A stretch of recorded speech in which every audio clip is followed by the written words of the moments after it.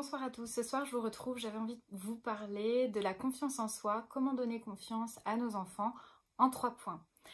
Alors c'est parti. La première des choses, je pense que c'est important de responsabiliser son enfant.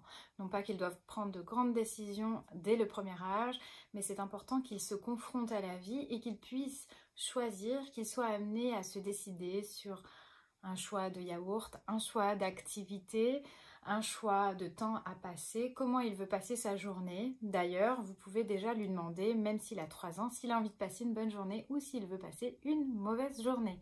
Ça lui permet déjà de prendre conscience de la vie et des conséquences que vont induire certaines de ses décisions.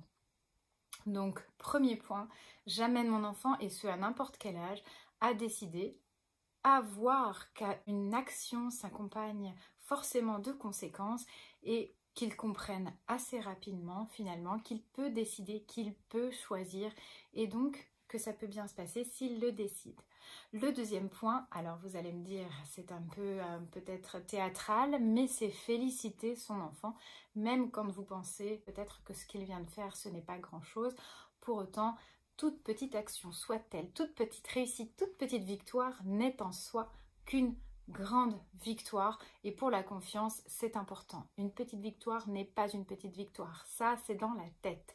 Donc dès tout petit, s'il vous plaît, en tant que parent, vous pouvez vous insuffler la joie que peut entraîner une petite réussite, avoir de la fierté. Votre enfant doit comprendre rapidement qu'il peut être fier de ce qu'il agit, de ce qu'il dit. Donc n'hésitez pas à lui dire bravo.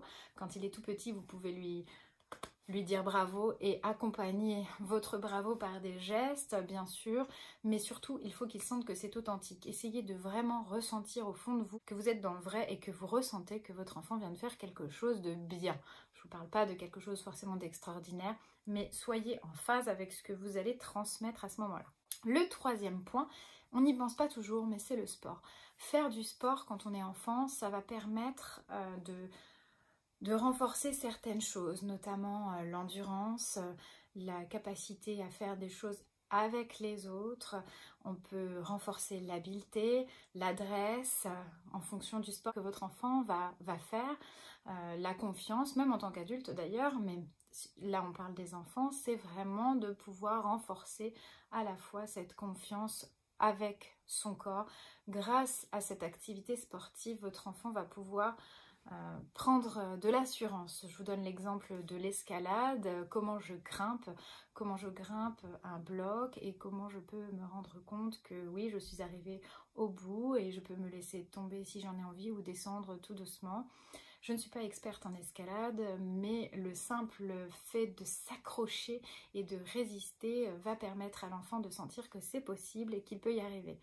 L'équitation, c'est pareil. L'équitation est un sport aussi où il va falloir enchaîner certaines allures et avec le cheval, se rendre compte que la relation va permettre d'avancer, de galoper peut-être à la fin.